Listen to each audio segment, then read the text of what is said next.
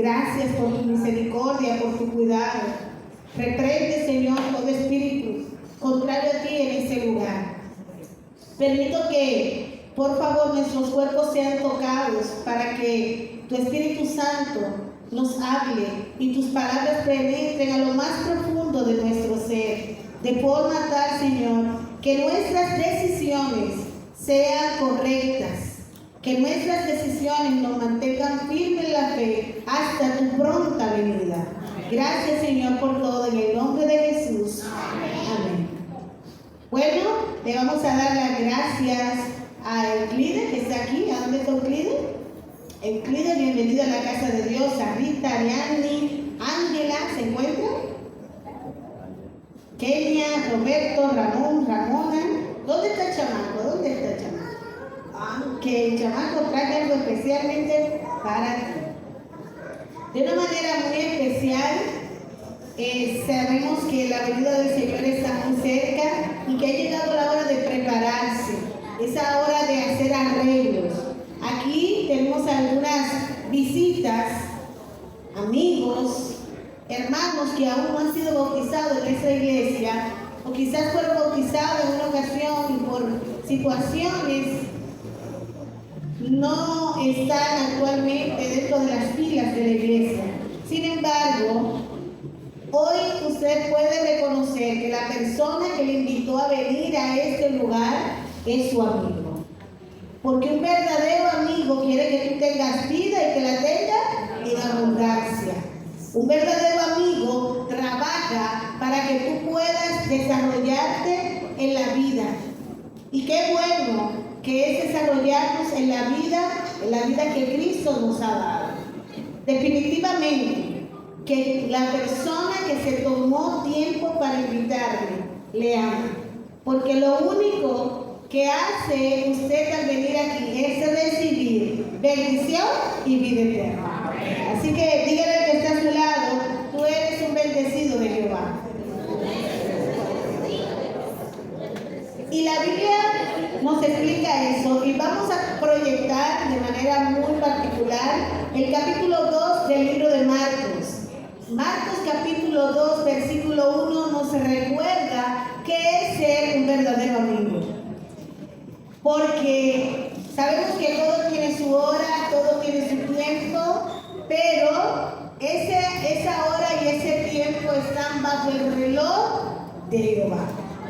Él controla todo. Y qué bueno que es Él, porque Él es nuestro Padre Celestial. Capítulo 2, versículo 1 del libro de Marcos nos dice la palabra y la leemos en el nombre del Padre, del Hijo y del Espíritu Santo. Entró Jesús otra vez en Capernaum después de algunos días y se halló que estaba en casa. ¿Seguimos?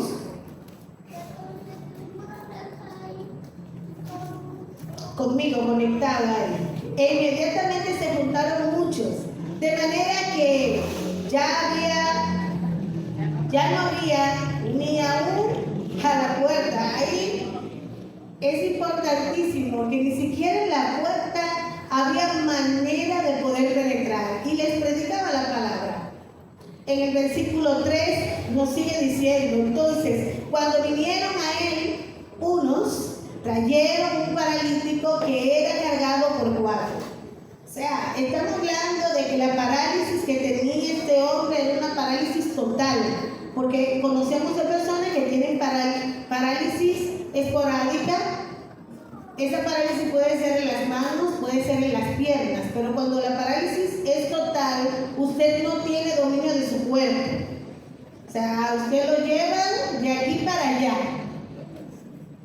Él no podía, esa persona que estaba allí, en esa cama provisional, no podía moverse. Pero había 4 amigos que decidieron llevarlo, y no llevarlo ante cualquiera, sino llevarlo ante Jesús. Así que, amigo, esta noche, Euclides, a usted no lo trajeron delante de mí, lo trajeron delante de Jesús. Chamaco, a ti te trajeron delante de Jesús. Porque ningún ser creado tiene el poder de restaurar sanar, libertar y salvar. Eso es lo que hace Jesús cuando alguien viene a su presencia. Y la Biblia nos dice que era cargado por 4. En el versículo 4 añade un poquito más a este verso y nos dice: y como no podían acercarse a él a causa de la multitud, o sea, había tanta gente que de este lado había personas, del otro lado había en el lado derecho, izquierdo, en el frente, en la parte de atrás, no podían entrar. Entonces descubrieron el techo, rompieron el techo, de donde tenía que depender una palabra. Pero ellos habían creído que rompiendo el techo, esa persona tenía la oportunidad, por esa abertura, de llegar a la presencia del que todo lo podía. Por eso, cuando hicieron esta abertura, bajaron esa camilla donde yacía el paralítico. En el versículo 5, aún añade más en la Biblia: al ver a Jesús, la fe de ellos, dijo el paralítico. ¿Al ver quién? Al ver la fe de esos 4 hombres que decidieron desafiar todas las estructuras y esquemas que había. ¿A quién se le ha ocurrido alguna vez romper el techo para entrar a algún lugar? Yo no he visto el primero que haya hecho eso. Pero cuando usted está en un momento de desesperación o ve a alguien en desesperación, ¿qué es lo que usted quiere hacer? Usted quiere quitarle el dolor. Yo no sé cuántos de ustedes han visto una persona con cáncer terminal. El dolor tan fuerte que se siente es abrumador. Yo tuve la triste experiencia de ver a mi papá pasar por eso, con un cáncer de páncreas. Es un dolor terrible que usted quisiera no romper el techo, no. Buscar lo que sea para aliviar esa situación, para quitar la tristeza, la congoja del rostro de la gente. Y vamos a descomponer un poquito de esta historia. ¿Usted sabe lo que significa que lo bañen? Yo no sé cuántos de los que están aquí han tenido que pasar por ese proceso. Pero yo, hace 2 años, ustedes lo recuerdan, pasé por un proceso quirúrgico que luego de eso estaba aquí dando una semana de salud. Esperar que alguien te bañe cuando tú deseas bañarte. Esperar que alguien te dé de comer y si tú tienes hambre antes. Tienes que esperar que alguien te cargue para tú poder hacer todas tus necesidades fisiológicas. Es terrible. Cuando usted quiere agua, ¿qué usted hace? Se para y busca el agua. Puede ser que en algún momento usted le diga al esposo, al hijo, a quien esté ahí: pásame un vaso de agua, pero normalmente usted se para y lo busca. Estamos hablando de un hombre que no sabemos qué tiempo. Mira que en el capítulo 5 del libro de Juan dice que había un hombre que tenía 38 años. Pero en esa historia no se sabe el tiempo que ese hombre tenía en esa situación. Y quizás yo le estoy hablando a alguien que nos está viendo por la transmisión o que está aquí, que dice: ya los años, los meses, los días me pasan y mi situación sigue de mal en peor. Y llega el momento de la desesperación, porque el salmista nos dice en el Salmo 40: paciente esperé a Jehová y a mí se inclinó. ¡Aleluya! Que el Rey de Reyes y Señor de Señores se incline. Y a mí se inclinó y oyó mi clamor. Dios escucha esas oraciones que tú le estás haciendo. Quizás pasa desapercibido por tu esposa, por tu esposo, pero en el baño cuando te encierras y lloras, esas lágrimas no pasan desapercibidas por el Señor. Cuando estás en tu habitación ahí calladito, calladita, que recurres a la almohada y lloras, o en la cocina, toda lágrima es vista por el Padre Celestial. Por eso cuando Él venga, dice Apocalipsis, que toda lágrima Él enjugará. ¡Aleluya! Pero son momentos duros, críticos, difíciles los que pasamos, que a veces nadie nos puede entender. Muchas veces lanzamos al aire, como decimos en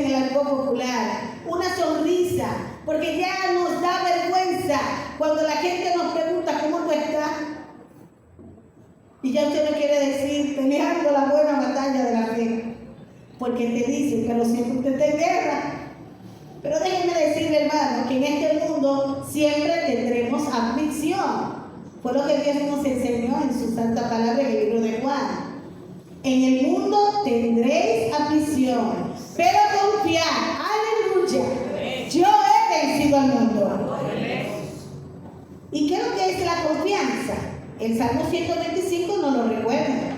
Los que confían en Jehová son como el monte de Sión, que no se mueve, sino que permanece para siempre. Y así como Jerusalén tiene montes alrededor de ella, así Jehová está alrededor de su pueblo. ¿Cuántos son pueblos de Jehová? Así que Dios está a tu alrededor. De manera muy particular, creo que este hombre en su proceso encontró a personas que se condolieran de él, que sintieran compasión. Y es un elemento, un valor que se ha perdido en nuestra sociedad. Ya la gente ha perdido el nivel de compasión. Y de hecho es una característica del fin del tiempo, porque en el libro de Mateo 24 nos dice que el amor se enfriará. La compasión debemos cultivarla día con día, y más nosotros los que estamos aquí en la casa de Dios.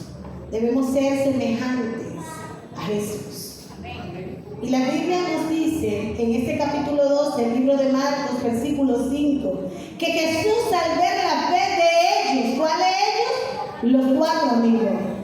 Fíjense que no digo al ver la fe del que estaba ahí tirado, porque muchas veces el que está en el proceso, la enfermedad, de la situación, el que está en el proceso de la calamidad, del problema, tiene fe, pero muchas veces los que están a tu alrededor no la tienen. Y hasta tratan de quitarle. ¿Tú crees que eso será posible? Muchas veces tratan hasta de que tú dudes. Pero al ver la fe de ellos, y me encanta esto de nuestro amado Cristo Jesús, Él ve todas las cosas. Al ver la fe de ellos, pero ¿cómo Dios le estaba mirando? Si lo que se estaba bajando por el techo era que la camilla, ellos estaban arriba. Dos cosas importantes. Dios todo lo sabe. Y Dios todo lo ve. Él está viendo tus procesos, tus situaciones, lo que te está quitando el sueño en la noche, lo que te ha borrado hasta la sonrisa. Dios todo lo ve. Por eso me encanta este himno que dice: Dios sabe, Dios oye, Dios ve. Y aunque usted se sienta pequeño y vea sus sueños muy lejos, el tiempo de Jehová es perfecto, porque todo tiene su tiempo. Todo tiene su hora. Aunque hay muchos que te han dicho, el reloj cronológico para ti, ya tú no vas a tener hijos. Ya deja eso, porque ya, óyeme, no hay forma de que tú concibas. Dios dice en su palabra: mi tiempo y mi hora la pongo yo. Qué bueno es contar con Él. Quizás ese es el tiempo de alguien que camine sin dudar, que siga haciendo la voluntad del Padre Celestial, porque en esta hora Dios quiere hacer grandes cosas con tu vida. La Biblia dice que Dios vio la fe de ellos, de esos 4, de esos amigos, de manera particular. Vio que esa persona que estaba allí necesitaba ser perdonada. Y hay una característica muy importante: el perdón de Dios, el perdón de los pecados. En la Edad Media se desarrolló un vínculo sumamente empático con que para perdonar los pecados yo tenía que pagar una cuota, hacer un sinnúmero de actos para recibir el perdón. Pero la Biblia nos demuestra en el capítulo 1 del libro de Juan que el Cordero de Dios que quita el pecado del mundo es tu Padre Celestial. Que lo único que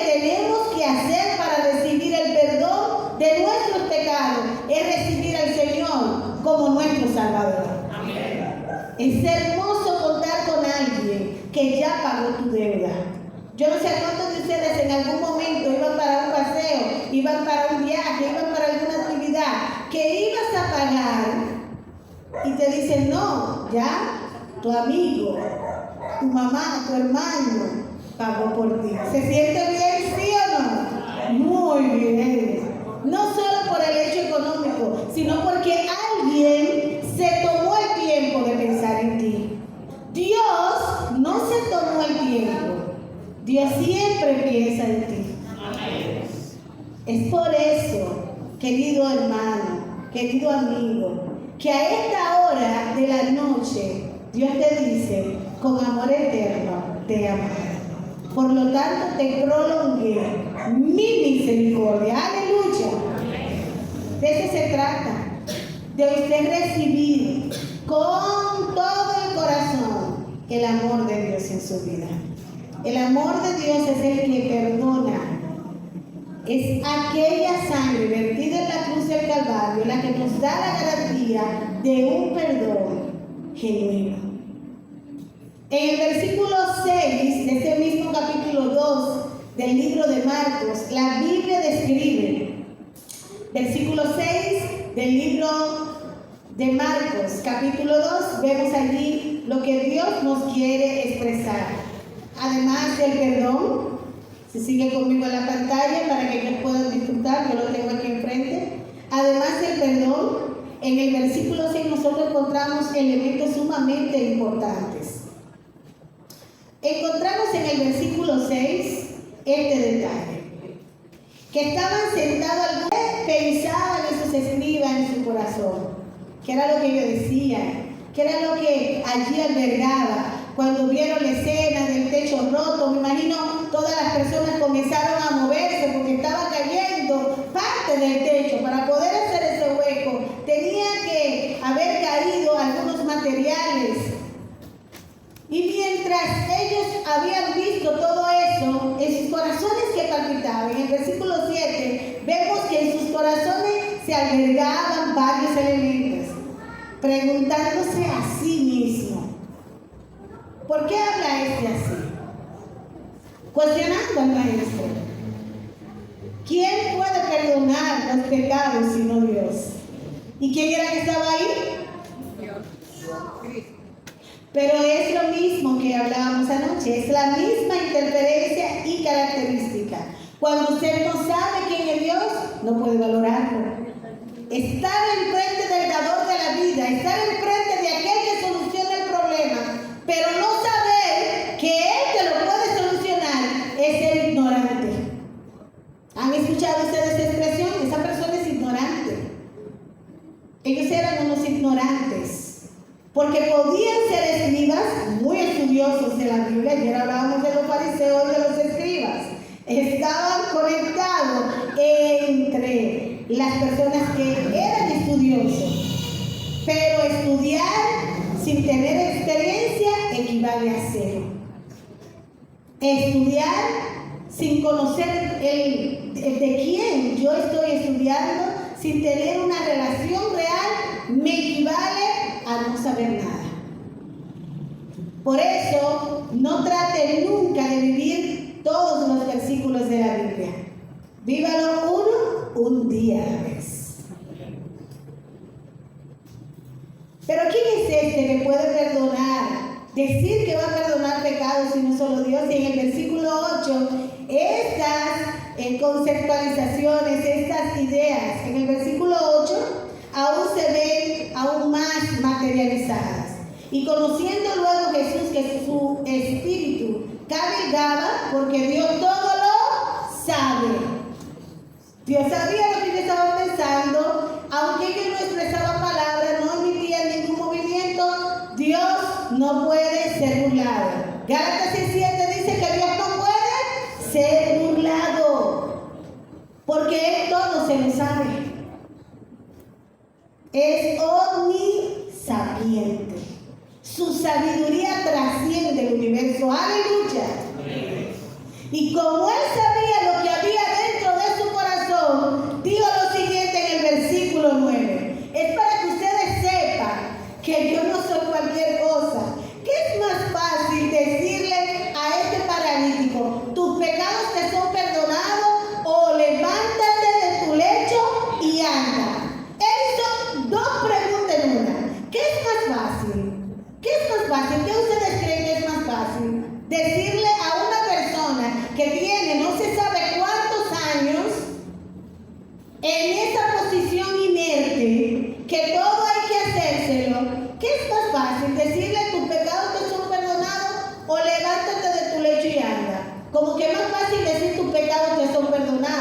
decirlo, pero no hacerlo.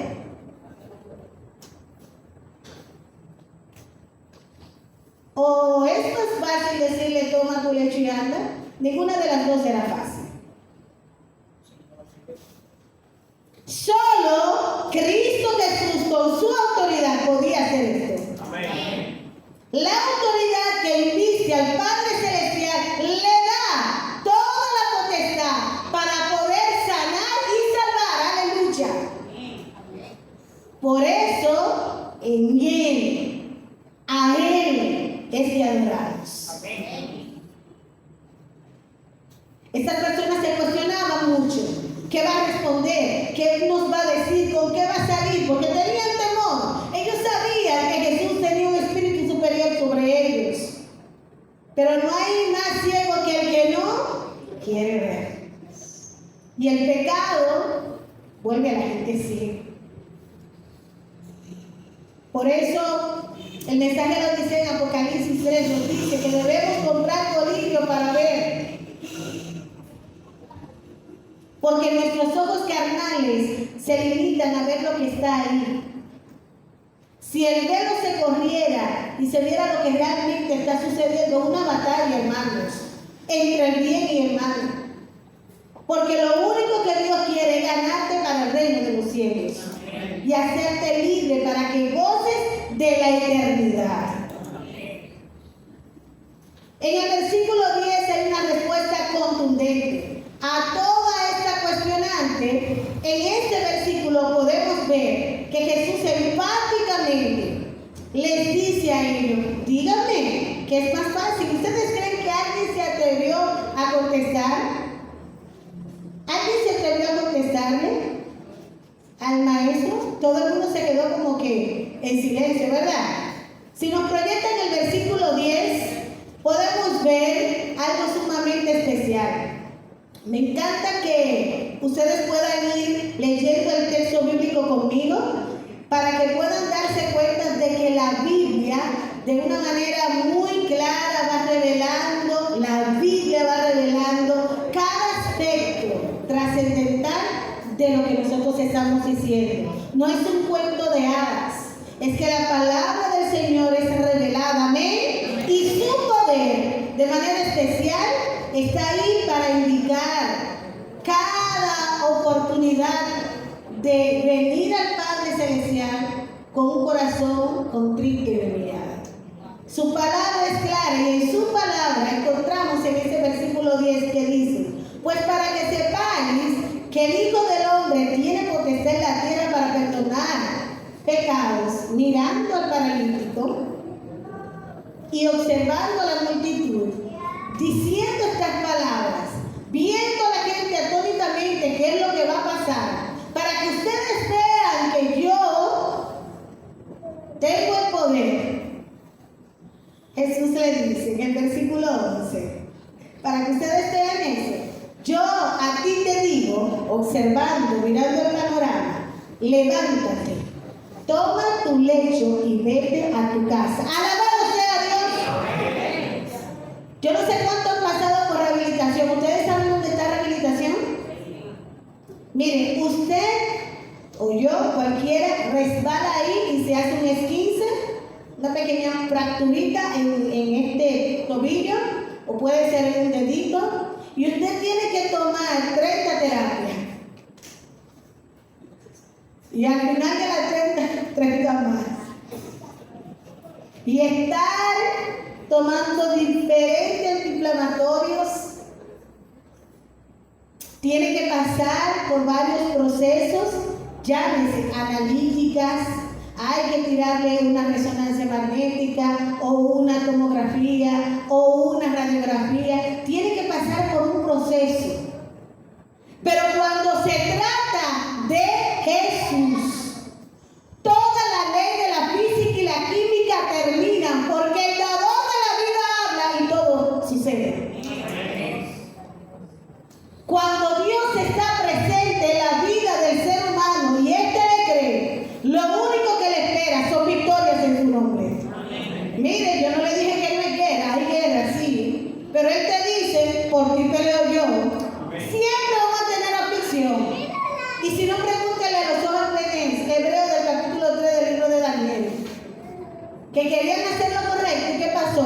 echaron en el horno de fuego. Jesús no le evitó, escuche bien esto, no le evitó a ellos tres, que fueran echados, pero en medio del fuego Él estaba con ellos. ¡Aleluya! Jesús no le evitó a estos cuatro cuando vinieran por la esquina, como Él todo lo ve, no le evitó a los que vienen allá. Él podía decir eso, ¿sí o no? Los que vienen entrando, los que están subiendo por el techo, bájense, ya está sano. ¿Lo podía decir? Sí. Pero hay detalles importantes. Hay cosas que jamás Dios la va a hacer sin tu consentimiento. Por eso es que cuando nosotros caminamos hacia el altar y decimos, yo quiero bautizarme, quiero una vida nueva en Cristo Jesús, eso no te va a traer aquí el Señor. Tú tienes que decidir entregarle tu corazón. Porque el único que entra a tu vida, a tu corazón, a tu familia, a tu bolsillo, a la vida de tus hijos, irrumpe y hace un desastre, es el enemigo. Pero el Señor dice, Apocalipsis 3:20, he aquí estoy a la puerta y llamo. Nuestro Dios, Jehová de los ejércitos, es cortés, nunca irrumpe. Por eso su llegada a nuestra vida siempre es tan sabrosa. Es rico disfrutar de la presencia de un Dios vivo, de saber que Dios nos ama tanto, que allí en esa casita estrecha donde vivimos, desciende el dueño del universo, de la galaxia, para estar ahí contigo. Eso es un privilegio. ¡Aleluya! La Biblia dice que el Señor le dijo al hombre, óyeme, a ti te digo, levántate, toma tu lecho y anda. En el versículo 12 es increíble cómo funciona el poder de Dios. Entonces él se levantó después de 4 días. ¿Cuándo fue? ¿Y qué terapia es esa? Explíqueme, ¿cómo se llama esa terapia? ¿Hay poder en Jesús? Enseguida. Si usted está durmiendo, de hecho, a usted le ha pasado, a mí me ha pasado esto también. Cuando estamos acostados y de repente nos llaman en la madrugada o suena el teléfono, usted se levanta como que usted no sabe dónde está, ¿sí o no? ¿Cómo es posible que este hombre se levante enseguida? Es que al pronunciar hay vida. Es que con tan solo mencionar el nombre de Jesús, de verdad que el ambiente se transforma. ¿No ve que cuando uno dice en el nombre de Jesús te reprendo, cambia la casa, se ve el diablo, porque hay poder en su nombre? Así que el hombre enseguida se levantó. Y lo que más me sorprende, una gente que tiene no se sabe cuánto tiempo en esa condición, que él toma su lecho. Oiga, porque se supone que si se levanta está medio, ¿verdad? No. Él toma el lecho, que es la camilla. Lo que por mucho tiempo quizás era su mejor aliado, ahora lo toma en respuesta de que estoy sana. Porque una gente enferma no puede sostener eso. Y tomando su lecho, salió delante de todos, de manera que todos se asombraron y glorificaron el nombre de Dios, diciendo, nunca hemos visto tal cosa. Chamaco, tú sabes lo que significa ponerse las manos en Dios, que cuando la gente te vea dicen, pero es que nunca vimos a chamaco así. Porque cuando tú entras a las manos del Señor, Dios transforma tu vida. Euclides, es que cuando entramos a la presencia de Dios, cambia todo nuestro ser. Y es tan grande lo que sucede en la vida del hombre, que al entrar Jesús, el enemigo tiene que huir. Yo no sé lo que haya que romper, si es el techo de la iglesia o el techo de tu casa, o el techo de la indiferencia, el techo de la economía, el techo de la violación a un mandato bíblico como lo es el matrimonio. o es el techo de la insalubridad. Pero todos los techos que haya que romper esta noche se romperán en el nombre de Jesús.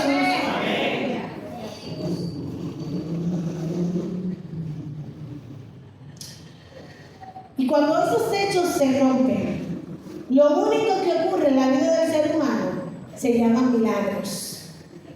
¿Alguien quiere un milagro en esta noche? Pues dile al Señor ahí: Señor, rompe mi techo. Yo he escuchado que tú hiciste muchos milagros y en esta noche tú puedes hacer mi milagro.